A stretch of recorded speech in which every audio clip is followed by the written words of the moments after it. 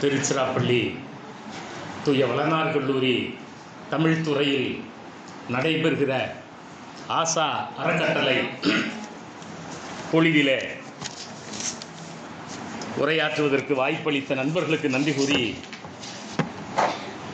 இந்த நிகழ்விலே தலைமையேற்று மிகச்சிறந்த உரையாற்றி சென்றிருக்கிற நம்முடைய தந்தை பவுல் மைக்கேல் அடிகளார் இந்த வளாகத்தில் ஒரு மிகப்பெரிய கூடுகை மாமன்றம், தூலுஸ் மாமன்றம் என்கிற ஒன்றை 2018 காலங்களில் கட்டத் தொடங்கிய போது நிதி இல்லாமல் எல்லோரும் தடுமாறி கொண்டிருந்த போது இவர் ரோமையிலிருந்து வந்து பல கோடிகளை அதிலே இறக்கி அந்த கட்டிடத்தை இன்றைக்கு தந்திருக்கிறார்.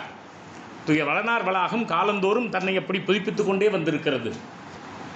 19ஆம் நூற்றாண்டிய தொடக்கத்தில் ஃபாதர் பெஸ் என்கிற ஒருவர் இன்றைக்கு இருக்கிற இந்த இயற்பியல், வேதியியல், ஆலிமன்றம் இவற்றையெல்லாம் தந்தார். நான் அவரை இந்த 21ஆம் நூற்றாண்டினுடைய பெஸ்ட் அடிகளாராக பார்க்கிறேன். லாசர் அவர்கள் மிகப்பெரிய நூலகத்தை தந்தார். தந்தை ஜான் பிரிட்டோ காலத்தில் பெரிய வளாகமும் 150ஆம் ஆண்டு கட்டிடமும் வந்தன. இப்படி இந்த கல்லூரி காலந்தோறும் தன்னை புதிய புதிய வளர்ச்சிகளோடு இணைத்து கொண்டே சென்று கொண்டிருக்கிறது.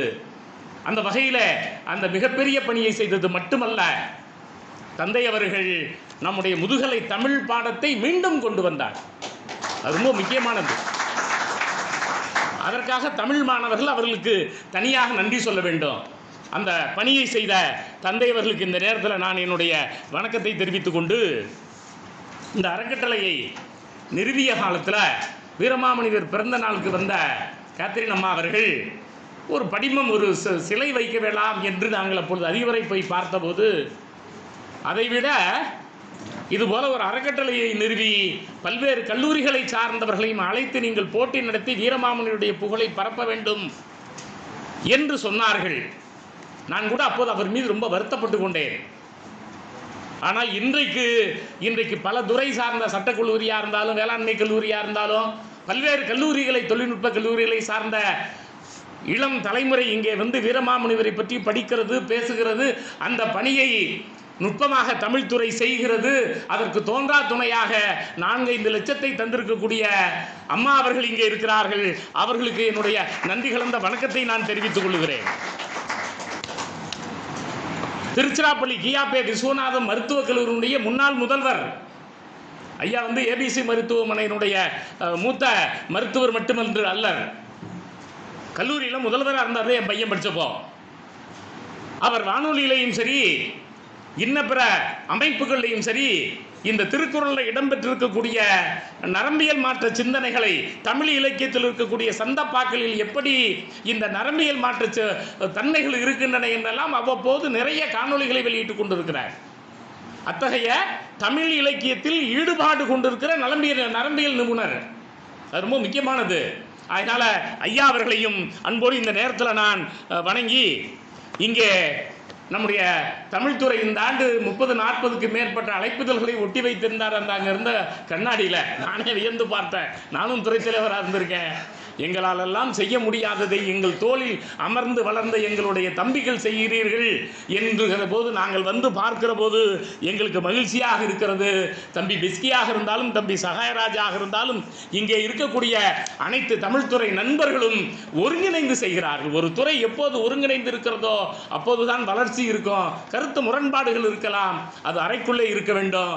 அப்படி எவ்வளவு முரண்பாடுகள் இருந்தாலும் வெற்றிகளை சாதிக்கிற துறையாக தமிழ்துறை இன்றைக்கும் தொடர்கிறது என்பதில் எனக்கு மகிழ்ச்சி.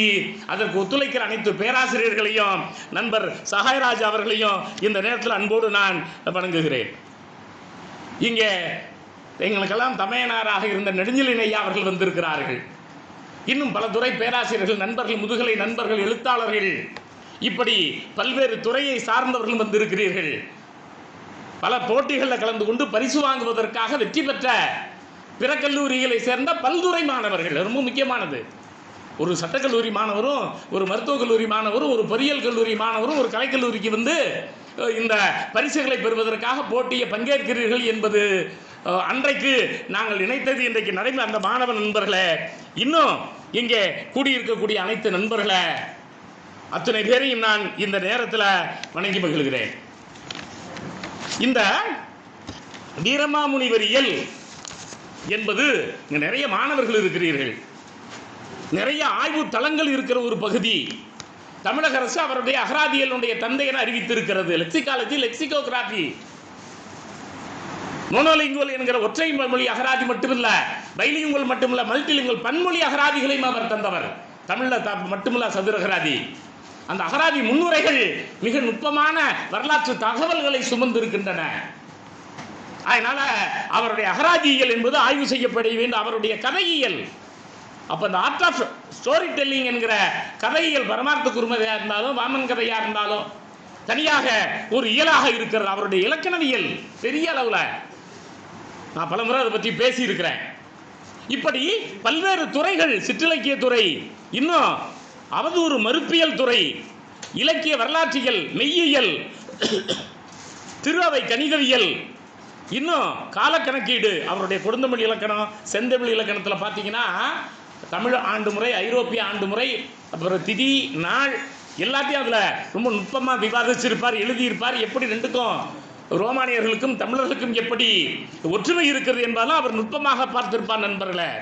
அதே போல் ஒரு நூலை எப்படி திறனாய்வு செய்ய வேண்டும், ஒரு மேடை பேச்சு எப்படி இருக்க வேண்டும், தொடக்கத்தில் எப்படி இருக்கணும், அதையெல்லாம் பேசுகிற தன்மை. அதனால நூல் திறனாய்வியல், சொற்பொழிவியல் இதெல்லாம் அவருடைய நாம் பார்க்க வேண்டிய பகுதிகள். எழுத்து மாற்றவியல், அவர் காலத்துக்கேற்ப எழுத்து மாறிக்கொண்டே இருக்க வேண்டும் என்பதற்காக மாற்றிய தன்மை. அவருடைய உரைச்சி மொழியில் கான்ட்ராஸ்ட் லிங்குஸ்டிக்ஸ், அப்பவே போர்ச்சுகீச மொழியோடு, ஜெர்மன் மொழியோடு, லத்தீன் மொழியோடு, லத்தீனில் திருக்குறளை மொழிபெயர்த்த மொழிபெயர்ப்பியல் தன்மை. இன்னும் இலக்கண உரைகள், இலக்கிய உரைகள். தேம்பாவணியை அவரே எழுதி உரையும் அவரே வெளியிடுகிறார். இன்றைக்கு 10க்கும் மேற்பட்டவர்கள் எழுதியிருக்கிறார்கள். சுந்தரராஜன் ஒருத்தர் எளிமையாக போட்டிருக்காரு.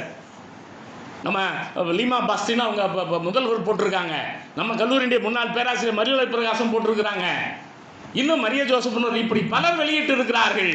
ஆனால் தொடக்க காலத்தில் அவர் போட்ட உரை இருக்கிறதே நச்சினார்கனியம் படிக்கிற மாதிரி இருக்கும், இளம்பூரணம் படிக்கிற மாதிரி இருக்கும்.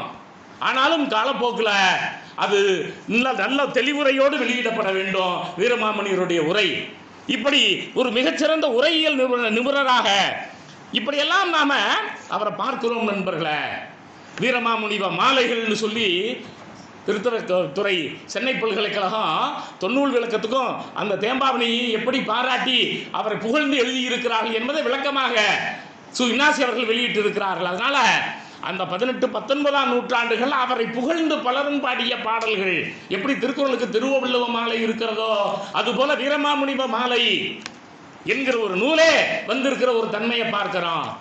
நான் பலமுறை சுட்டி காட்டுவதைப் போல தமிழ்ல டைக்ரோசியா என்கிற இரட்டை வழக்கு இருக்கிறது என்பதை கண்டறிந்து, இன்னும் மூன்றாவதாக இங்கே இலக்கிய வழக்கம் இருக்கிறது என்று தொன்னூல் விளக்கத்தையும், ஸ்டாண்டர்ட் டயலெக்ட் என்கிற அந்த செந்தமிழ் இலக்கணத்தையும், கலோக்கிய டயலெக்ட் என்கிற கொடுந்தமிழ் இலக்கணத்தையும் தந்திருக்கக்கூடிய பேராளுமையாக விளங்குகிற இந்த வீரமாமுனிவர் இருக்கிறாரே, அவரை பற்றி இங்கு மாணவர்கள் போட்டியில் பங்கேற்பவர்கள் நிறைய இருக்கிறதுனால சில நூல்களை நான் பரிந்துரைத்து விட்டு தலைப்புக்கு சென்று விடுகிறேன் நண்பர்களே.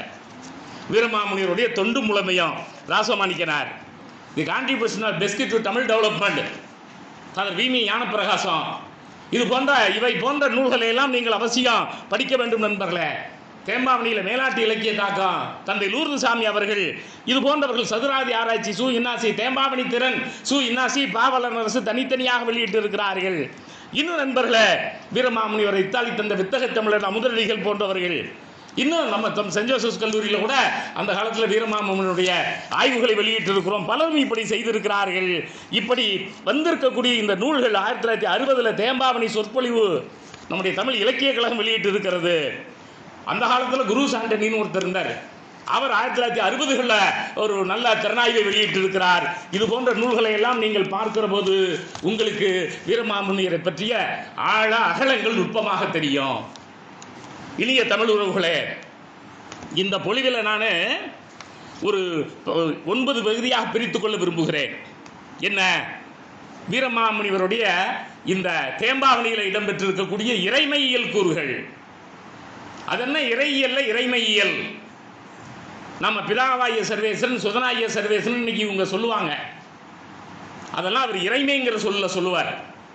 நான் எதற்காக இந்த தலைப்பை கொடுத்தேன் என்றால் நண்பர்களே, தமிழுக்கு இவ்வளவு செய்திருக்கிறார்.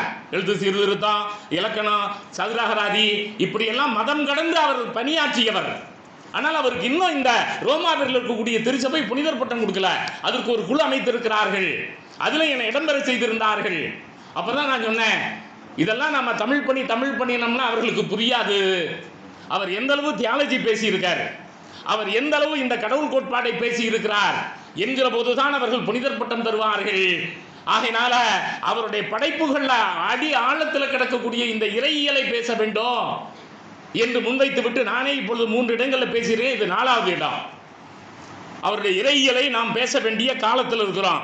அதனால அதுல இறைமையியல், அப்புறம் இப்பெல்லாம் மரியாலஜி என்கிறார்கள், மரியல், வளனாரியல், புனிதரியல், திரு அவை பற்றுறுதியியல், அடிமன வெளிப்பாட்டியல். தந்தை மரிய அருள்ராஜா அவர்கள் என்னோடு உரையாற்றி கொண்டிருக்கும் போது கேட்டார், வீரமாமுனிவருடைய அடிமனத்தில் ஆழத்தில் கடவுள் கொள்கை இருந்ததா, அதற்கு உங்களால் ப்ரூஃப் தர முடியுமா, அப்பொழுதுதான் அவரை புனிதராக அறிவிப்பார்கள் என்றார்கள். அதற்காகவே நான் இந்த பொலிவில் ஒரு 5 நிமிடத்தை ஒதுக்கி இருக்கிறேன் நண்பர்களே. அப்புறம் அவருடைய தீய ஆற்றல் அழிப்பியல், தூயோரியல் அல்லது புனிதரியல் என்கிற ஒரு பகுதி, இறுதியாக அவருடைய அருஞ்செயல்களை பற்றிய பகுதிகள், அருஞ்செயலியல், வீரமாமுனியர் பேசிய லிபரேஷன் தியாலஜி எனப்படுகிற விடுதலை இறையியல். இந்த பொலிவுல அந்த விடுதலை இறையியலை அவர் எவ்வளவு நுணுக்கமாக இந்த தேம்பாவணி காப்பியத்தில் தந்திருக்கிறார் அப்படிங்கிறதோடு இந்த பொலிவை நான் முடித்து விடலாம் என்று இருக்கிறேன் நண்பர்களே. இங்கே நண்பர்கள் பேசிய போது மிக நுட்பமாக குறிப்பிட்டார்கள். அதுவும் நம்முடைய அதிபர் தந்தை அவர்கள் பேசுகிற போது, ஒரு இயேசு சபைக்காரர் என்றாலே இறையியல் இருப்பது இயல்புதானே என்கிற ஒரு கருத்தை சொன்னார். உண்மைதான். ஆனால் அந்த இறையியலை இலக்கியமாக தந்த தன்மை இருக்கிறதே. ஏன் ராபர்ட் டினுபிலி நீங்க படிச்சீங்கன்னா நிறைய இறையியலுக்கு யாருக்கும் எதுவுமே விளங்காது. அதே போல இந்த வீரமாமுனிவருடைய இறையியலை படிப்பதற்கு முன்னால், அவருடைய இலக்கியத்தை படிப்பதற்கு முன்னாலே மாணவர்களாகிய நீங்கள் சில கலை சொற்களையும் தெரிந்து கொள்ள வேண்டும். இல்லை என்றால் இவருடைய நூலே நமக்கு புரியாது. இப்போ உதாரணமா ஐயருங்கிற சொல்ல பயன்படுத்துவார். நம்ம ஆட்கள் கேட்பான், இனிப்புன்னு சொல்றோம், சக்கரைன்னு சொல்றோம், ஜீனின்னு சொல்றோம், ஒண்ணுமே தமிழ் சொல் இல்லையா? என்ன ஐயா இனிப்புக்கு தமிழை சாப்பிட்டது இல்லையா, வெள்ளம்னு சொல்றோம், சரி அதை விட வேறு சொற்கள் இல்லையாங்கிறப்ப இவர் ஐயருங்கிற சொல்ல பயன்படுத்துவார். ஐயருங்கிற சொல்லை சொல்லி நான் மகிழ்ச்சியாக இருக்கிற காலத்துக்கு இதை உருவமாக சொல்லிட்டு ரொம்ப நுட்பமா அடுத்தது கைப்புறும் தன்மை, கசப்புன்னு சொல்வார், கைப்புறுதல் தூய தமிழ்ல. அப்ப அயிர்தல், கைப்புறுதல், இரண்டிலும் நான் சமமாக இருப்பேன், இன்பத்திலும் துன்பத்திலும் நான் சமமாக இருப்பேன் என்று ஒரு கிளைக்கதையில பேசுகிற போது இவர் குறிப்பிடுகிற நுட்பமான சொற்கள், இப்ப டிலையிலான விவிலியத்தில் வருகிற ஒரு சொல்ல இவர் தாலிலைன்னு மாற்றுகிற தன்மையை பார்க்கிறோம். எலியாசுங்கிற சொல்ல பாவுலன் அப்படிம்பாரு, வனத்த சின்னப்புற பாவுலன்பார். இப்படி தூய தமிழில் இவர் மொழிபெயர்த்து பேசுகிற பகுதிகள் அப்படிங்கிற நிறைய இருக்கின்றன நண்பர்களே.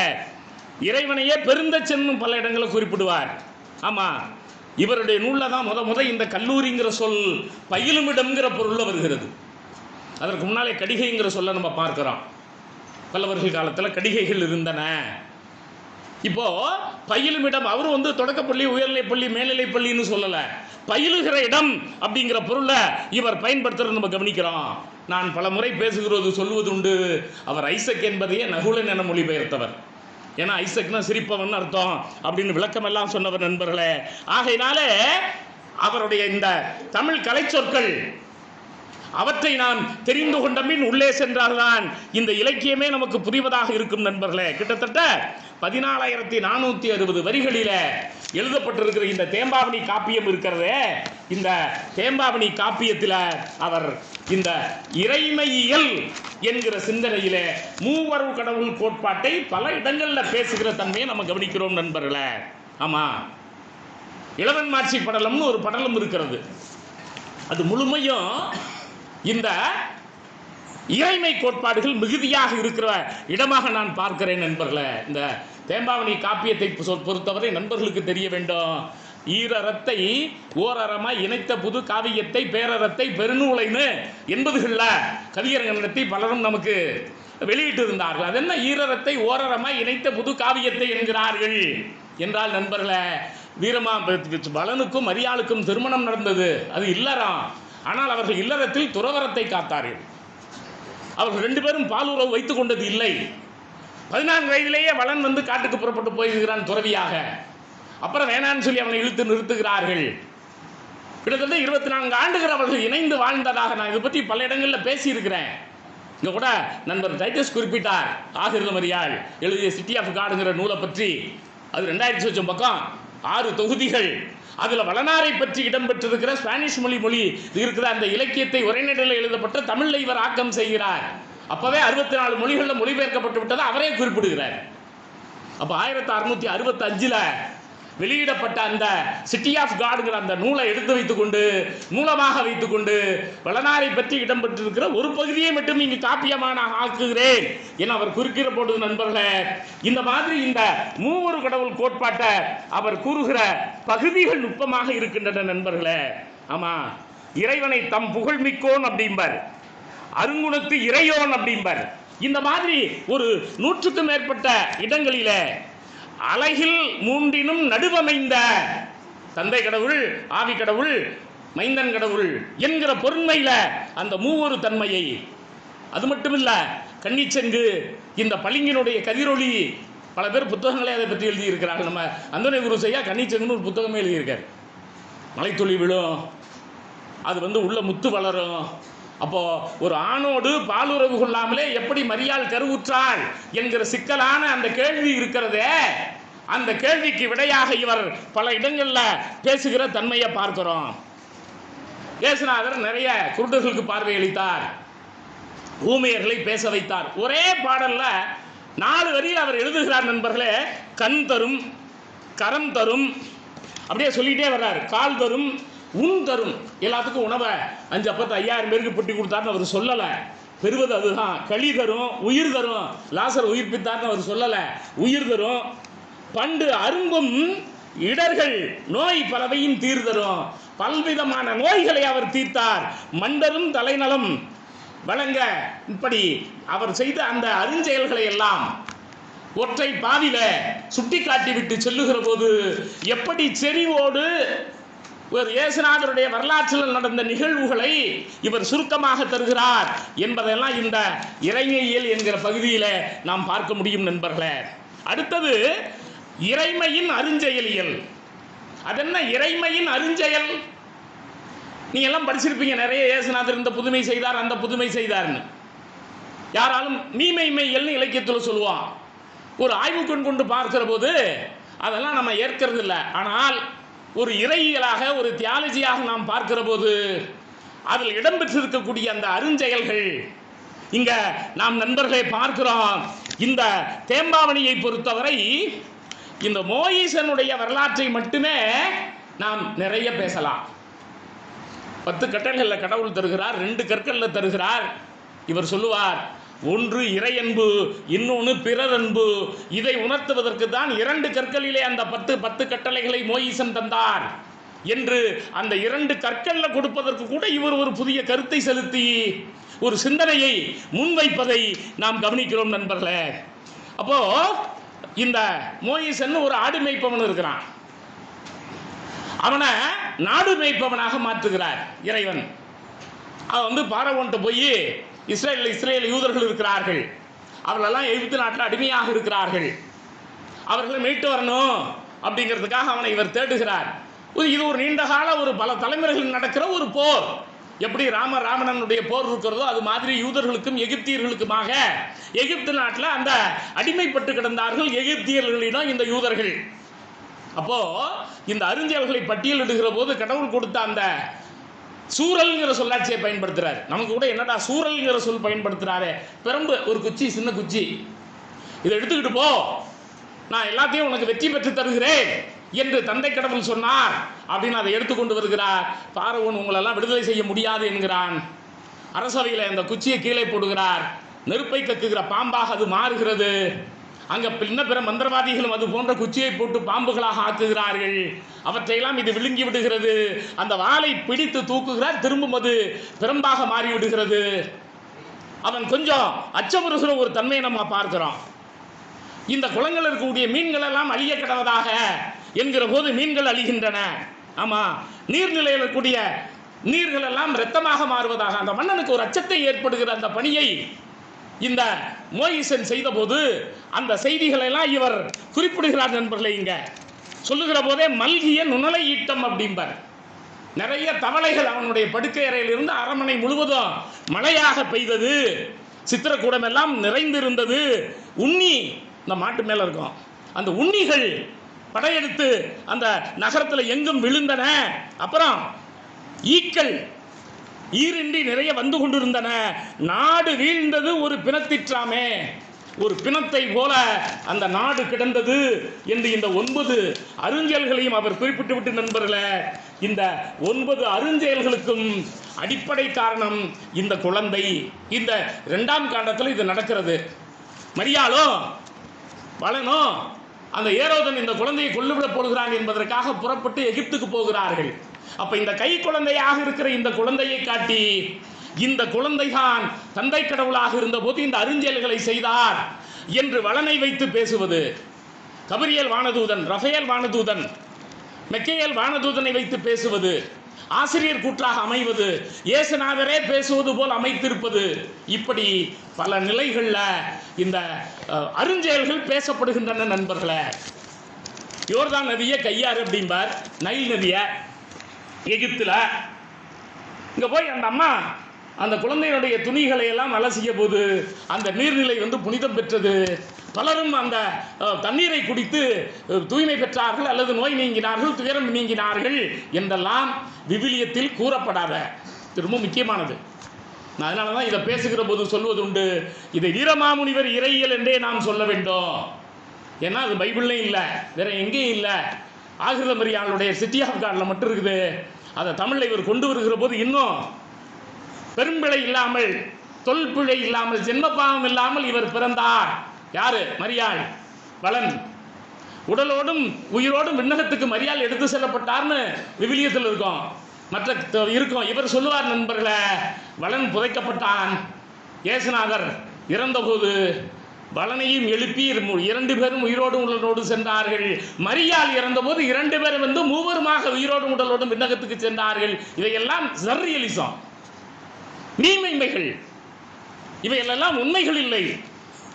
அவையெல்லாம் இறைவன் மீது ஏற்றப்படுகிற புனித பண்புகள். அந்த புனித பண்புகளிலேயே மிக நுட்பமாக இந்த பண்புகளை இவர் ஏற்றி பேசுவதை நாம் நுணுக்கமாக கவனிக்கிறோம் நண்பர்களே. ஆகையினால இந்த அருஞ்செயல் பகுதி காப்பியத்தினுடைய தொடக்கத்திலிருந்து இறுதி வரை மிகுதியான காணப்படுகிறத ஒரு மாணவன் என்கிற முறையிலே நான் பார்க்கிறேன் நண்பர்களே. வளனாரியல் என்று தனியாக பேசலாம் இங்கே.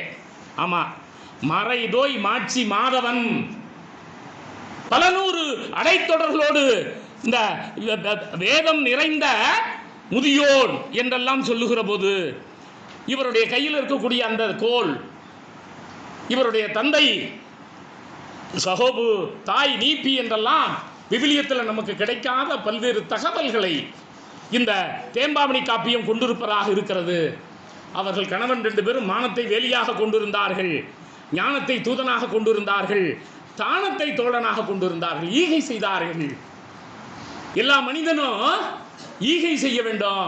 இங்கே கேத்தரின் அம்மா இருக்காங்க, அவங்கள மாதிரி ஒவ்வொருத்தரும் ஈகை செய்ய வேண்டும். என்கிட்ட கூட பணம் நிறைய இருக்கு, நெடுஞ்செழியனுக்கு கூட பணம் நிறைய இருக்கு. ஆனால் எங்களுக்கெல்லாம் அந்த அம்மா மாதிரி ஈகை செய்கிற மனம் இல்லை. அது ரொம்ப அடிப்படையானது. கொடுப்பதற்கு மனம் இருந்தால்தான் என்ன செய்ய முடியும்? கொடுக்கிற செயல் நிகழ முடியும். ரொம்ப அதனால இந்த அறக்கட்டளை வீரமாமுனிவருக்காக அம்மா அவர்கள் ஏற்படுத்தியதும், அதில் அண்ணன் ஆசா அவர்களுடைய பெயராலே ஏற்படுத்தியதும், அந்த ஈகை குணம் இவர்களுக்கு இருப்பதும், இந்த இறைமை பண்புகள் ரொம்ப முக்கியமானது. இந்த தானத்தை வீரமாமுனிவர் வலியுறுத்துவதும் நண்பர்களே இந்த அறக்கட்டளை பொலிகளுக்கு ரொம்ப பொருத்தமாக இருப்பதை என்னால் பார்க்க முடிகிறது. அதை நுட்பமாக பார்க்கிறோம். ஆமா, முழுதும் உணர்ந்த அருள்முற்றிய மாமுனி என்றெல்லாம் இந்த வளனாரியல். ஏன்னா நண்பர்களே, இறையியல் இன்னைக்கு மரியாலஜி மாதிரி ஜோசபாலஜி என்பது தனியாக விவாதிக்கப்பட வேண்டும், எழுதப்பட வேண்டாம். நம்முடைய தமிழ்நாட்டில் இருக்கக்கூடிய இறையியல் கல்லூரிகளையாவது இந்த வீரமாமுனியுடைய இறையியல் என்கிற ஒன்று நம்ம பாடமாக வைக்கணும். இப்போதான் ஒரு ஆங்கில பேராசிரியர் டோமினிக் ராஜன் ஒருத்தர் தேம்பாவணியை மொழிபெயர்த்திருக்கிறார். அன்னை எழுங்கள் இருந்தாதிய அமலதானவர் ஒரு ஏசபை பாதிரியார் மொழிபெயர்த்திருக்கிறார். ஆங்கிலத்தில் இப்போ இவை மொழிபெயர்க்கப்பட்டிருக்கின்றன. போன நூற்றாண்டிலே வேத விளக்கம் ஒரு 7 மொழிகளில் சிங்கள மொழியிலேருந்து மலையாளம், தெலுங்கு, கன்னடத்திலெல்லாம் மொழிபெயர்க்கப்பட்டு, இன்னும் சொல்லப்போனால் மற்ற இந்த தென்னிந்திய திருச்சபை, லுத்தரன் திருச்சபைக்காரர்களும் அதை மொழிபெயர்த்து தங்களுடைய அந்த வேதியர்களுக்கு பாடமாக வைத்திருந்த தன்மையெல்லாம் வரலாற்றில் பார்க்கிறோம்.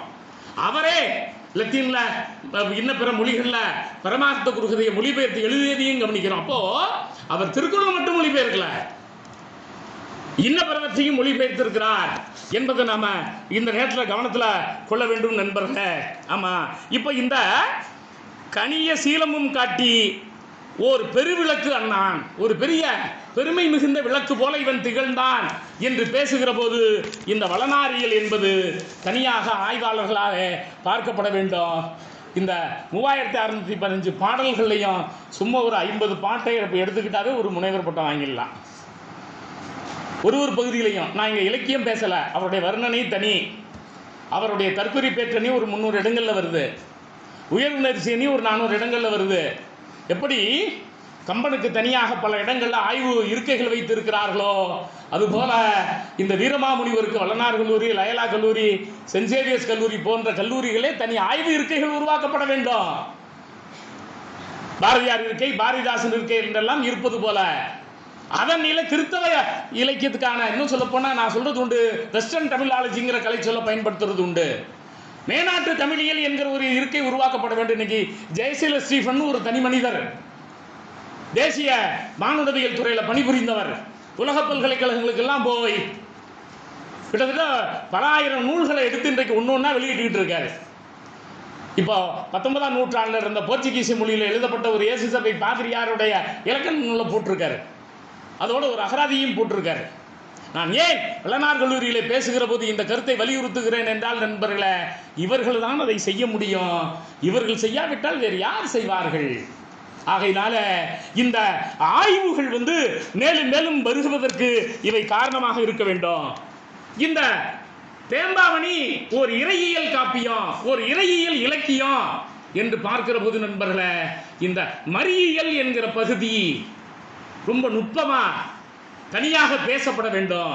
இன்னைக்கெல்லாம் இன்ஸ்டிடியூட் ஆஃப் மரியாலஜி என்று நம்முடைய கத்தோலிக்க திருச்சபையிலே பல இடங்களில் வைத்து இந்த குருத்துவ மாணவர்களுக்கு பாடமாக கற்பித்துக் கொண்டிருக்கிறார்கள். ஆமா, இந்த தேம்பாவணியில் கொட்டி கிடக்கிற இந்த கருத்துக்களை எல்லாம் நாம் பார்க்கிற போது எவ்வளவோ நாம் நிறைய பேச முடியும் நண்பர்களே. ஆமா, அந்த அளவுக்கு இந்த மரியாள் எப்படி அந்த வானவனை பார்த்து இறைவன் சொல்லுகிற கட்டளை என்றால் நான் அதை அப்படியே ஏற்றுக்கொள்ளுகிறேன். மாட்சிமிகு மனைவி என்கிறார் வீரமாமுனிவர், இறைவனுடைய அன்னை என்கிறார், லட்சிய நங்கை என்கிறார். இதெல்லாம் நம்ம நுட்பமாக கவனிக்கிறோம். 14 வயதிலேயே முற்றிய வளர்வரத்து அங்கன் முதிர்ந்தால் சீராடும் கண்ணி என்றெல்லாம் பேசுகிற போது சிமையோன் தலைமையில் 2 பேருக்கும் திருமணம் நடக்கிறது போன்ற தகவல்கள் இங்கே வருகின்றன நண்பர்களே. ஆமாம், இவர் அரிய மாண்பு மிகுந்தவர், பெண்கள் ரொம்ப பேறு பெற்றவர் என்றெல்லாம் இவரை பற்றி பேசுகிற தன்மை, கடவுளை தாங்குகிற பீடம், ஆமா, கண்களை காக்கிற இமையாக அந்த இறைவனை இவள் காத்தாள் என்றெல்லாம் பேசுகிற போது 12 அகவேளை இயேசுநாதரை காணவில்லை. அப்போ இந்தம்மா அந்த துயரத்தில் பாடுகிற பாட்டு இருக்கிறதே, அந்த அவலப்பாட்டு தனியாக விவரிக்கப்பட வேண்டும் நண்பர்களே. இவருடைய இந்த தேம்பாவணி காப்பியத்தில் திருச்சபை பற்றுறுதியியல், சர்ச் ஃபெய்த் என்கிற ஒன்று எப்படி இருக்கிறது, பல 100 இடங்கள் அது தெரியும். நான் ஒன்றை மட்டும் சுட்டி காட்டிவிட்டு அடுத்த பகுதிக்கு போய்விடுகிறேன். ஆமாம், இந்த குணுங்கு மந்திர படலம்னு ஒரு படலம் நண்பர்களே, அங்கே இந்த திருச்சபையில் 7 பாவங்கள் 7 புண்ணியங்கள்னு சொல்லுவான். சின்ன குறிப்பிட்டோம்னு ஒரு புத்தகம் இருக்கும், அதெல்லாம் பட்டியல் போடுறார். ஆங்காரம், கோபம், காமம், உலோபம், காய்மகாரம் சொல்லிட்டு இதெல்லாம் பழைய உரையில் இருக்கிறதுன்னு மரியர் பிரகாசம் எடுத்து தருவார். இவர் ஒன்றுக்கும் ஒரு பாடல் எழுதுவார் நண்பர்களே. சிலவற்றுக்கு 2-3 பாடல்கள் எழுதியிருக்கிறார். அகந்தைங்கிற மரம் எப்படி மனிதனுடைய உள்ளத்தை ஆட்டுகிறது, சினம்ங்கிற குதிரைப்படையில் இவன் எப்படி அழிந்து போகிறான், ஆசைங்கிற காலாட்படை எப்படி பறந்து கிடக்கிறது, எப்படி அச்சம் இவனை உள்ளத்தில் யானையை போல வீழ்த்துகிறது, காமம்ங்கிற அம்பு எப்படி ஒரு மனிதனை வீழ்த்துகிறது என்றெல்லாம் ஒவ்வொன்றுக்கும் சில பகுதிகளை இவர் குறிப்பிட்டு காட்டி, ஒரு மனிதனுக்கு கஞ்சத்தனம் என்கிற அந்த இழிபண்பு கூடாது. அப்ப இந்த பக்கம் ஈகையை சொல்லிட்டு இந்த பக்கம் கஞ்சத்தனம் கூடாது, பொய் என்கிற ஈட்டி சோம்பல் என்கிற மிகப்பெரிய ஆயுதம், ஐம்பொறி ஆசைகள் என்கிற இவை. கிட்டத்தட்ட இதெல்லாம் 150 பாடல்கள் இருக்கிற செய்தி நண்பர்களை நான் அப்படியே ஒரு வரி கோடிட்டு காட்டிவிட்டு இங்கு இருக்கிற ஆய்வாளர்கள் இது போன்ற பகுதிகளை எடுத்துக்கொண்டு இதில் எப்படி ஜோசபாலஜி வளனாரியல் இருக்கிறது, மரியல் இருக்கிறது, பற்றுறுதியியல் இருக்கிறது, இந்த அருஞ்செயலியல் எப்படி இருக்கிறது என்பதை பற்றியெல்லாம் நீங்கள் ஆராய்ச்சி செய்ய வேண்டும் நண்பர்களே. ஆமாம், அடிமன வெளிப்பாட்டியல், அவருடைய அடிமனதுடைய ஆழத்தில் கடவுள் எப்படி இருந்தார் அப்படிங்கிறத ஒரு பாடலை மட்டும் நம்ம பார்த்தா போறோம். எசித்து செயற்படலாம் முதல் பாடல் நண்பர்களே. வீரமாமுனிவரே எழுதுகிறார், இறைவனுடைய அருள் உலாவும் என் இதயத்தில். ஆமா, அருள் உலாவும் இதயத்தில் இருந்தே அன்பு ஏற்றி அன்பின் காரணமாக நான் இந்த இயலை எழுதுகிறேன் அப்படின்னு அவர் சொல்றார். சொல்லிட்டு இருள் உலாவும் உயிரியாவும் அளிப்ப, இந்த உலகத்திற்கு கூடிய அனைத்து உயிர்களையும் அவர்கள் உள்ளம் இருண்டு கிடந்தாலும் அவற்றை இறைவன் காப்பாற்றுகிறான். தெருள் உலாவும் அவர் பூவடி சூடி, தெளிந்த சிந்தனையை எனக்கு தந்திருக்கக்கூடிய அவருடைய திருவடிகளை யான் என்னுடைய சிந்தையிலே சூடி இருக்கிறேன். இதான் நண்பர்களே, அவர் அந்த இதயத்துக்குள்ளே எப்படி அடிமனத்துடைய ஆழத்தில் இந்த இறை பற்று, இறை அன்பு இருந்தது. நான் எதற்காக இதை அழுத்தம் விரும்புகிறேன் என்றால் நண்பர்களே, இந்த பகுதிகளை தேடி இந்த புனிதற்பட்ட குழுவினர் வீரமாமுனிவருடைய அடிமனத்தினுடைய ஆழத்தில் எப்படி இந்த இறைமை இருந்தது என்பதை நிறுவ வேண்டும். இது 300வது ஆண்டு தேம்பாவணி காப்பியம். நான் அன்றைக்கு பேசுகிற போது அதான் சொன்னேன், இது 300வது ஆண்டு. அப்போ 1726 இந்த நூல் அரங்கேற்றப்பட்டது. இந்த 300வது ஆண்டுல பல ஊர்களில் இது பேசப்பட வேண்டும். தொடர் சொற்பொழிவுகள் ஒவ்வொரு படலமாக இந்த கல்லூரிகளில் பேசணும். அப்பதான் அந்த வீரமாமுனிவருடைய அந்த பெருமை நமக்கு தெரியும் என்றெல்லாம் நான் சொன்னேன் நண்பர்களே. பொருள் உலாவிய எசித்து என்னும் நாடு புக்கு இயற்றியவை யான் புகழ்கிறேன். இந்த எசித்து நாடு அல்லது எகிப்து நாடு என்கிற ஊருக்குள்ளே சென்று எப்படி வளனும் மரியாலும் அந்த இயேசு குழந்தை நாதனும் சிறப்பாக தங்களுடைய பணியை செய்தார்கள் என்பதை நான் இங்கே குறிப்பிட்டு காட்டுகிறேன் என்று அவர் கூறியதை பார்க்கிறோம் நண்பர்களே. தீய ஆற்றல் அழிப்பியல், குணுங்கு, சோகு, அலகை, பேய், இப்படி பல்வேறு இலக்கிய சொற்கள் எடுத்து அவர் ஒன்றும் குணுங்கு மந்திரப்படலாம், சேகு தோர்வைப்படலாம் என்றெல்லாம் எப்படி அந்த பேய்கள் இந்த உலகத் தூயில்களை வீழ்த்துவதற்காக திட்டமிட்டார்கள் எகிப்து நாட்டில் என்று அவர் சொல்லி இருந்தாலும் அவர் தமிழ்நாட்டில் மனதில் வைத்துக் கொண்டு தான் பலவற்றையும் எழுதுவார் நண்பர்களே. அப்போ இந்த பகுதி முழுக்க முழுக்க இந்த இறையியல்ல எப்படி வளனாரியல், மரியல், அருஞ்செயலியல் இருக்கிறதோ, அவருடைய அடிமனத்து ஆழத்தியல் வெளிப்படுகிறதோ, அதுபோல தீய ஆற்றல் அழிப்பியல் என்கிற ஒரு பகுதி இங்கே இருப்பதை நான் இங்கே சுட்டி காட்டிவிட்டு அடுத்ததில் இந்த புனிதோரியல் அல்லது தூயோரியல் என்ன பற்றிய புனிதர்களை பற்றி இவர் பேசி இருக்கிறார். நிறைய மோயிசன்லேருந்து ஜோசுவாலேருந்து நீங்கள் சாலமன்லேருந்து சாம்சன்லேருந்து நீங்கள் இன்றைக்கு கிறிஸ்தவர்கள் பல பேர் தங்கள் பெயராக வைத்திருக்கிறார்களே, அவர்களுடைய வரலாற்றை எல்லாம் அவர் குறிப்பிடுகிறார். அவர்கள் செய்த அருஞ்செயல்களை எல்லாம் அவர் பேசுகிற தன்மையை நம்ம பார்க்கிறோம். ஆபிரகாமனுடைய வரலாறை பல இடங்களில் சொல்றார். அங்கே இருக்கிற மலைகளை பார்த்துட்டு இயேசு பெருமானே பேசுவது போல நாம் கவனிக்கிறோம் நண்பர்களே. ஆமாம், இப்படி இந்த இயேசு பெருமானே குழந்தையாக இருந்தபோது அருஞ்செயல் செய்ததாகவும் இங்கு பேசப்படுகிறது. ஒரு முறை எகிப்திலேருந்து வருகிறார்கள். அப்படி அவர்கள் வருகிற போது ஒரு சிலுவை மேலே மின்னுகிறது. இந்த குழந்தைநாதன் குழந்தையாக இருக்கிற போது அந்த சிலுவையை கட்டிப்பிடித்து வணங்கியதாக, இதெல்லாம் எந்த விவிலியத்திலையும் இல்லாத செய்திகள். அதனால்தான் வீரமாமுனிவருடைய இறையியல் என்பது பல்வேறு நிலைகளில் அருஞ்செயல்களையும் உள்ளடக்கியதாக புனிதர்களுடைய வரலாறுகளை பேசுகிற போது இன்னும் தனித்தன்மை வாய்ந்ததாக இருக்கிறது நம்ம பண்ணிக்கிறோம். நான் முன்னாடியே சொன்னேன், வனந்தச நபர் பற்றி நிறைய பேசியிருக்காருன்னு. இவர் பாவுலோன்கிற சொல்லாட்சியை பயன்படுத்துகிறார். பவுல் அப்படின்னு நம்ம அதிபர் தந்தை பேர் அங்கே சொல்கிறோம். தமிழில் இடைக்காலத்தில் சின்னப்பர்னு சொல்லிக்கிட்டு இருந்தோம். அப்போ அவர் சொல்லாக்கம் செய்கிற போது பாவுலோன், அவன் காட்டில் இருந்தான், காகங்கள் எல்லாம் அவனுக்கு உணவு வந்து கொடுத்தன அப்படின்னு ஒரு 2-3 பாடல்கள் அந்த பெருமையை பேசுகிறார்.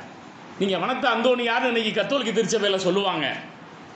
அவர் எப்படி அந்த இறைவனுடைய அருளாலே இருந்தார். அப்புறம் ஒரு 10 பெயர்கள் எனக்கு தெரியல, ஆய்வாளர்கள் தான் தேடணும். இளரியோன், சோனமாமுனிவன், அயோதரன், மாதுவான் முனிவன், மத்தக முனிவன், அசோர முனிவன், புரோதரன், எசித்து மரியாள், எகிப்தில் ஒரு மரியாள் இருந்திருக்காங்க. இவங்களை பற்றியெல்லாம் மரியல் பிரகாசம் ஐயா இது இந்த லேவி ராகமத்தில் இருக்கு, இது இந்த ஆதி ஆகமத்தில் இருக்கு, இது இந்த விடுதலை பயணத்தில் இருக்கு என்றெல்லாம் அடிக்குறிப்புகளோடு அல்லது இறையலடியார் எழுதிய கொரிந்தியர் நிருபத்தில் இது வருது என்றெல்லாம் சான்றுகளோடு தருகிறார். அப்போ ஒன்றை நாம் நுணுக்கமாக கவனிக்கிறோம். இந்த புனிதோரியல்ங்கிற பகுதியில் அந்த பெயர் சொற்களை எல்லாம் தமிழுக்கு ஏற்ப மாற்றி அமைத்து அந்த வரலாறுகளை எல்லாம் 2-3 பாடல்களில் தந்து, அப்ப தேம்பாவணி ஒரு இறையியல் காப்பியமாக மிளிர்கிற போது இந்த புனிதரியல் என்கிற ஒரு பகுதி பலராலும் பார்க்கப்பட வேண்டும் என்பதையும் நாம் கவனத்தில் கொள்ளுகிறோம் நண்பர்களே. அந்த வகையில் இது நிறைய பேசுகிறது. நாம் பொழிவினுடைய இறுதி பகுதிக்கு வந்து விடுவோம். ஏன்னா நிறைய பேர் பரிசுக்காக காத்துக்கிட்டு இருக்கீங்க. லிபரேஷன் தியாலஜி 1980களில் தமிழ்நாட்டில் பேசப்பட்ட ஒன்று. அப்படின்னா என்னங்க? விடுதலை இறையியல், சமூகத்தில் ஒடுக்கப்பட்டிருக்கிற விளிம்பு நிலையில் இருக்கிற எல்லாருக்கும் வெளிநாட்டில் உரிமை வேண்டும். இந்த சமூகத்தில் யார் பட்டியல் இனத்தவர்கள் இருக்கிறார்கள், யார் பழங்குடி மக்கள் இருக்கிறார்கள், இந்த சமூகத்தில் யார் இந்த அரசாலை புறக்கணிக்கப்பட்டிருக்கிறார்கள், மேட்டுக்குடியாலை புறக்கணிக்கப்பட்டிருக்கிறார்கள், அத்துணை பேரையும் சமமாக நடத்த வேண்டும். கோயிலில் இந்த பக்கம் பட்டியல் இனத்தவர்கள், இந்த பக்கம் பிற்பட்டவர்கள் அமைப்பு இருக்கப்படாது. இங்கே 1800களிலேருந்து வழக்கு நடந்த வடக்கன்குளம், அங்கிருந்த நாடார்களுக்கும் அங்கே இருந்த பிள்ளைமார்களுக்கும் நடந்த சண்டை 200 ஆண்டு வரலாறு நண்பர்களை. திருச்சபையில் வீரமாமுனிவர் காலத்திலேயே சாதியை உள்ளடக்கிய மதமாற்றம் நிகழ்ந்ததாலே இந்த சமூகத்தில் என்ன எல்லாம் அங்கே இருக்கிறதோ அந்த வழக்காறுகள் அல்ல, அந்த பிராக்டிசஸ், காஸ்ட் அண்டு இந்த சமூக கட்டமைப்பு அத்தனையும் கத்தோலிக்க திருச்சபையில் இருக்கு. இதை நுட்பமாக நாம் கவனிக்கிறோம். அதனால் இந்திய திருச்சபையிலே அல்லது தமிழ் திருச்சபையிலே அல்லது கத்தோலிக்க திருச்சபையில் சாதியெல்லாம் பார்க்கறதுலன்னு சொன்னால் அது பச்சை பொய். தீண்டாமை இல்லைன்னு சொன்னால் அதுவும் பச்சை பொய். ஆமாம், முழுக்க முழுக்க இன்றைக்கும் இருக்கிறது. சாதி என்கிற நிறுவனம் அப்படியே தான் இருக்கிறது. ஒரு மனிதன் என்னை பார்த்தாலே என்னை வளர்நார் கல்லூரி பேராசிரியர்னு பார்க்க மாட்டான், இவன் படித்தவனு பார்க்க மாட்டான். நான் ஊருக்குள்ளே போனேன்னா, நான் இப்போ ஒரு 5 ஆண்டுகளும் என் உள்ளூரில் குடியிருக்கிறேன், அது அங்கே போய் பார்த்தா தான் தெரியும். அங்கே போனோடனே என்ன இன்னாரு இன்ன சாதிக்காரன் தான் என்ன பார்க்குறான். நண்பர்களே, இந்த சமூகம் இந்த அம்பேத்கர் சொன்ன மாதிரி வீசுகிற காற்றிலே விஷம் பரவட்டும்.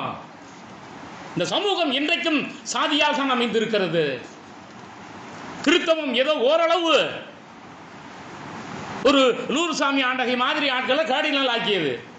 அவர் மிகவும் பிற்பட்ட ஒரு சமுதாயத்தை சார்ந்த படையாட்சி சமூகத்தை சார்ந்தவா இருந்தாலும் அங்கே ரோமாபுரியில் போய் அந்த இருந்தார். தமிழ்நாட்டில் ஒரு சைவ மடத்துலையோ ஒரு வைணவ மடத்துலையோ ஒரு சங்கராச்சாரிய மடத்துலையோ எந்த சூத்திரனும் சைவ வெள்ளாளர்லேருந்து கார்காத்த வெள்ளாளர்லேருந்து யாரும் உள்ள அங்கே சங்கராச்சாரிய மடத்தில் நுழைஞ்ச முடியாது.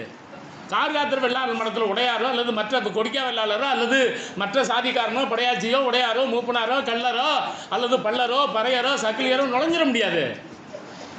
இந்த சமூகம் எப்படி இந்த கிறிஸ்தவ இந்த சைவ வைணவ மடங்கள்ல மிக இறுக்கமான 2025 நான் பேசுறேன், 26 பேசுறேன், மிக மிக இறுக்கமான சாதிய கட்டமைப்பை உடையது நண்பர்களே. வீரமாமுனிவர் எந்த சாதி, ராபர்ட் இனோவிலி எந்த சாதி, ஜியு போப் எந்த சாதி, ஒரு 300க்கும் மேற்பட்ட அறிஞர்கள் வந்தார்களே அவர்களெல்லாம் என்ன சாதி? நிச்சயமாக அவர்களிடம் அப்பவே அந்த சிந்தனை இருந்தது. தொன்னூல் விளக்கத்தில் இவரே எழுதுவார், பொருளதிகாரத்தில் ஒரு இடத்துல சாதியை காரணம் காட்டி சூத்திரர்களுக்கும் பஞ்சமர்களுக்கும் இந்த வேதத்தை படிக்கக்கூடாது என சொல்வது தவறு. பொருளதிகாரத்தில் எழுதுவார். அதுக்கு தலைப்பு என்ன வச்சிருப்பார் தெரியுமா? சாதி உரிமையினே பேர் வச்சிருப்பார். தொன்னூல் விளக்கத்தை நீங்கள் பொருளதிகாரத்தில் நண்பர்கள் மாணவர்கள் எடுத்து படிச்சீங்கன்னா அதற்கு தலைப்பே சாதி உரிமை சொல்லிட்டு அதில் எழுதுவார், கடவுள் மோட்சம் இவையெல்லாம் அனைத்து சாதியினருக்கும் வேதம் என்பது அனைத்து சாதியினருக்கும் கற்பிக்கப்பட வேண்டும். அப்படி மறுப்பது என்பது மிகப்பெரிய பாவம்னு அவர் எழுதுவார். அவர் காலத்தில் பாவம்ங்கிற சொல்லல, பெரும் பிழைன்னு எழுதுவார். இப்படி இவருடைய அந்த பிற படைப்புகளை நாம அந்த பார்க்கிற பார்வையில நானும் இந்த இறையியல் நம்ம பேசுறோமே, வீரமாமுனிவர்கிட்ட விடுதலை இறையியல் இல்லையா எங்க பார்வையோடு பார்த்தேன் நண்பர்களே. மீட்சி படலத்தில் 130வது பாடல்லேருந்து 145வது பாடல் வரை நண்பர்கள் தேம்பாவணி காப்பியத்தில் எடுத்து குறிச்சுக்கிட்டு போய் அவசியம் படிக்கணும். இதில் எப்படி விடுதலை இறையியல் இருக்கிறது சொல்றார் நண்பர்களே. சலத்தியெல்லாம் நிலையும் ஒன்றோ, அதாவது நீர்நிலைகள் எல்லாம் ஒரே மாதிரி இருக்கிறதா அப்படின்னு கேட்குறார். இல்லை. ஒரு கெணியில் உப்பு தண்ணி இருக்கு, ஒரு கெணியில் நல்ல தண்ணி இருக்கு, ஒரு கேணியில் உவர் தண்ணி இருக்கு. அப்போ ஜலம்னா சலம்னு தமிழ் எழுதுறார். சலத்தியெல்லாம் நிலையும் ஒன்றோ, எல்லா நிலையும் ஒன்றாக இருப்பதில்லை. ஆமா. அப்புறம் தருக்கு எல்லாம் கனியும் ஒன்றோ, தருன்னா மரம்னு அர்த்தம். எல்லா மரங்களும் ஒரே மாதிரி கனிகளை தருகின்றனவா? இல்லையே. மாமரத்திலேயே விதவிதமான புளிப்பு இனிப்பெல்லாம் இருக்கு. வெவ்வேறு விதமான மரங்களும் வெவ்வேறு விதமான கனிகளை தருகின்றன. இது இயற்கையாக இந்த சமூகத்தில் நான் பார்க்கிறேன். நிலத்தியெல்லாம் விளையும் ஒன்றோ, எல்லா நிலத்திலையும் எல்லாம் விளைகிறதா? நஞ்சை நிலத்தில் கம்பு விளையுது, திணை விளையுது, விளையுது. இது புஞ்சை நிலத்தில், நஞ்சை நிலத்தில் நெல் விளையுது, கரும்பு. அதனால நிலத்தியெல்லாம் ஒரே மாதிரி எல்லாமே விளைவது இல்லை சொல்லிக்கிட்டே வர்றார் நண்பர்களே. சொல்லிவிட்டு அடுத்தது 4வது வரியில தான் அவர் பேசுகிறார். குலத்தியெல்லாம் பொதுவாய் நிற்கும் கொழுந்தகவு, எல்லா சாதிகளுக்கும். இதுதான் விடுதலை இறையியல்னு. குலத்தியெல்லாம் எல்லா சாதிகளுக்கும் பொதுவாய் நிற்கும் கொழுந்தகவு, தகவற்றவன். இறைவன் வந்து அந்நிய கோவில் ஒரு பரம்பொருள், இணையற்ற பரம்பொருள், வளமையோடு இருக்கிற பரம்பொருள். அந்த வளமையோடு இருக்கிற பரம்பொருள் இருக்கிறதே எல்லா குலத்துக்கும் பொதுவானது. நுட்பமான கருத்து நண்பர்களே. கத்தோலிக்க ஆலயத்தில் இந்த பக்கம் பட்டியல் இனத்தவர், இந்த பக்கம் இடைச்சாதி, அந்த பக்கம் இல்லை.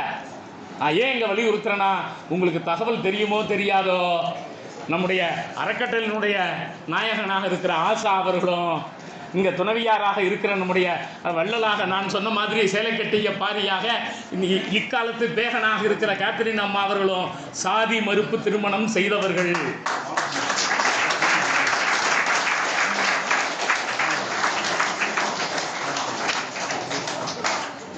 இரண்டு பேரும் ஒரே சாதியை சேர்ந்தவர்கள் அல்லர். ஆமா, அப்பவே 70களிலேயே சாதியை மறுத்து 2 பேரும் இல்லறமாக சேர்ந்து வெற்றி பெற்றிருக்கிறார்கள். அது ரொம்ப முக்கியமானது. அதைவிட முக்கியமானது வரலாற்றில் வாழ்கிறார்கள். அப்போ சாதி மறுப்பு திருமணம் செய்து அந்த ஒரு குறிப்பிட்ட சாதிக்குள்ள வாழ்வதே பெரியது. ஊருக்குள்ள போனா வெட்டி போடுறான். இன்னைக்கும் என் சொந்தக்காரன் ஒருத்தனும் அடுத்தது பிள்ளைகளுக்கு பேர பிள்ளைகளுக்கு பெண் எடுக்க போனா, அப்படியா நீங்க என்னது வேணாங்க, அது கலப்புங்க, நமக்கு சரிப்பட்டு வராதுங்க. என்னுடைய குடும்பத்தில் 3 பேர் சாதி மறுப்பு திருமணம் பண்ணியிருக்காங்க.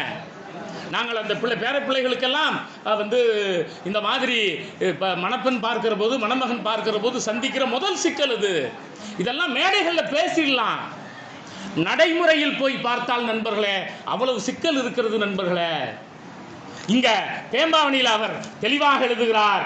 குலத்தெல்லாம் பொதுவாம் நிற்கும் கொழுந்தகவு, அனைத்து சாதியினருக்கும் பொதுவாக இருக்கிறான். அங்க என்ன நடக்குதுன்னா, எகிப்திலேருந்து 3 பேரும் வர்றாங்க. ஒரு மலை மேலே இவர்கள் ஏறுகிறார்கள். அந்த மலை மேலே ஏறுகிற போது அங்கேருந்து ஒரு பழங்குடியினத்து தலைவன் வருகிறான். அந்த பழங்குடியினத்து தலைவன், அந்த பழங்குடியினத்து பெண் ஒரு முல்லை நிலத்தில் இருக்கக்கூடிய மலர் மாலையை கொண்டு வந்து சூட்டுகிறாள் அந்த இயேசு பெருமானுக்கு. அப்போ இவர் கேட்கிறார், யாரு? வளனார் கேட்கிறார். என்ன கேட்கிறார்? வாழ் அகத்து எவர்? இந்த மலையிலே வாழ்கிறீர்களே நீங்கள் எல்லாம் யார் அப்படின்னு கேட்கிறார். ஆமா, இக்குன்றில் வைகும் நீர், இந்த குன்றுல பழங்குடி மக்களாக வாழ்கிற, இந்த குன்றுல மலையின மக்களாக வாழ்கிற நீங்கள் யார் அப்படின்னு கேட்கிறாரு. சொல்லிவிட்டு அடுத்த வரி எழுதுகிறார். இதுதான் ரொம்ப நுட்பமாக கவனிக்கணும். அதனால தான் நான் விடுதலை இறையியல்னு சொன்னேன். கால் அழக சேற்றில் தீம்பால் கலந்தது போல. அந்த முதியவன் என்ன செய்யறான்? தலையெல்லாம் வெள்ளை வெளியேர்னு இருக்கு, தீம்பால் மாதிரி இருக்கு. அவன் உடம்பு கண்ணங்கரேர்னு இருக்கு. அழகா தெளிவா தமிழ்நாட்டு தமிழனை தான் இப்படி எழுதுறாரு. எகிப்தில் வச்சு இவர் பார்க்கிறார். கால்னா கருப்புன்னு அர்த்தம். கருப்பு நிற மேனி, பால் போன்ற நரைத்தலை, எங்களுக்கெல்லாம் நீ உணவு தருகிறாய், நீ எங்களை யாருன்னு பார்த்ததில்ல, நீங்கள் எல்லாம் யார் அப்படின்னு வளன் கேட்கிறான். அப்போ அவன் சொல்றான், ஆண்டு அளித்த தலைவன் நானே. அதாவது மக்கபெயர்கள், நீங்க இது ஒரு துன்பம். நீங்க பல துன்பங்கள் விவிலியத்தில் நூற்றுக்கணக்கான துன்பங்கள் உண்டு. அவர்கள் எங்கள் மலையில இருந்து தங்கியிருந்த போது நாங்கள் தான் அவர்களுக்கு அவருடைய பிள்ளைகளுக்கு உணவு தந்து 7-8 ஆண்டுகள் அவர்களை காப்பாற்றினோம். உங்களை பார்த்தால் அந்த யூதர் மாதிரி தெரியுது. ஏன்னா அங்கே எகிப்தியர்களுக்கும் யூதர்களுக்கும் பெரிய வேறுபாடு இருந்தது நண்பர்களே. அதை கவனிக்கிறோம். அப்போ இதுல இந்த விடுதலை இறையியலை நுணுக்கமாக நீங்கள் கவனிக்க வேண்டும் நண்பர்களே. அந்த தலைவனை பார்த்து என்ன சொன்னார்கள் அப்படின்னா, மது கூடாது சொல்றார் அங்க. அப்புறம் ஆசை கூடாது, களவு கூடாது, இழி செயல்கள் பாவம் செய்யக்கூடாது, ஐம்புலன்களை அடக்க வேண்டும். ஆமா, நீங்க தீமையை விலக்கி உயிர்களுக்கு நன்மை செய்ய வேண்டும். பேசியது யார்? வளன். கேட்டது யார்? பழங்குடி மக்கள். அப்போ இந்த பழங்குடி மக்கள் இருக்கிறார்களே, அந்த பழங்குடி மக்களிடம் போய் அப்படி நீங்கள் செய்கிற போது வானில் மேல்குலமாய் வாழ்வீர்.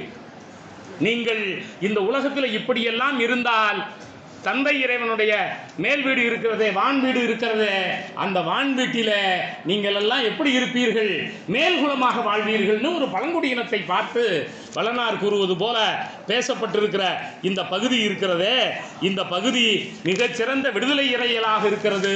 ஆகையினாலே தேம்பாவணி காப்பியம் ஒரு விடுதலை இறையியல் காப்பியம் மட்டுமல்ல, ஒரு விடுதலை இறையியல் காப்பியமாகவும் இருக்கிறது என்கிற கருத்தை சொல்லி வாய்ப்பளித்த தமிழ்துறை நண்பர்களுக்கு நன்றி கூறி விடைபெறுகிறேன்.